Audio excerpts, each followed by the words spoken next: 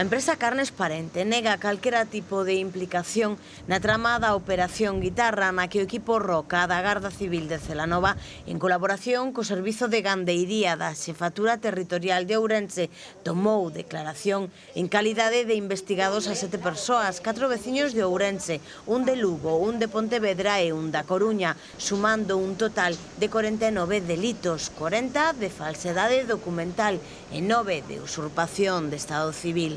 Nin eu, como administradora e gerente da empresa, nin ningún socio da empresa, nin ningún empleado, nadie que este relacionado con Carnes Parente foi chamado nin como calidade imputado, nin como calidade testigo, o sea, nós non temos nada que ver co esa trama da que se está investigando sobre uns transportes de animales en mal estado, con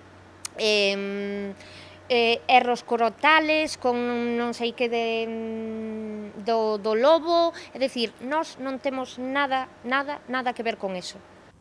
A Garda Civil investigaba unha serie de irregularidades que se cometían en granxas de bovino.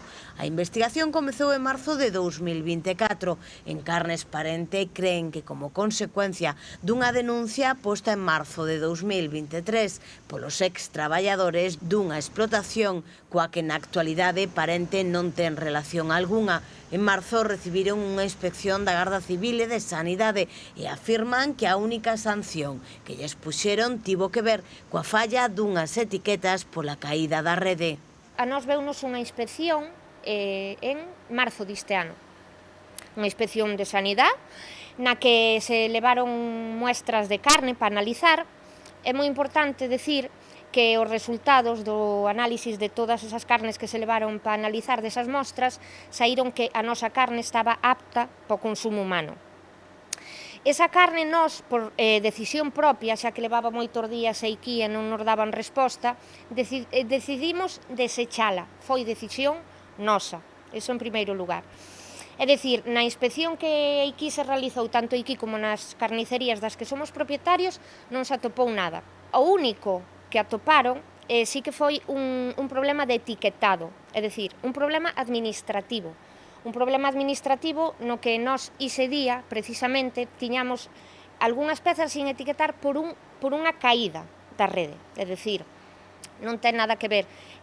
As pezas de carnes estaban totalmente selladas, totalmente localizadas de onde procedían esas pezas. Que pasa? Que eso non lle chegou e ao non ter a etiqueta, pois foi a única sanción que a nós nos chegou.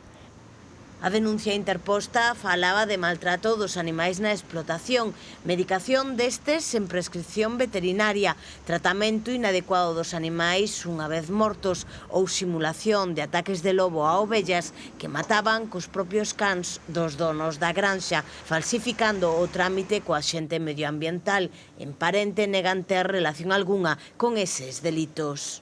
A única sanción que temos, a única irregularidade, por decirlo de alguma maneira, é a nivel administrativo, a nivel etiquetado da mercancía ou trazabilidade da mercancía.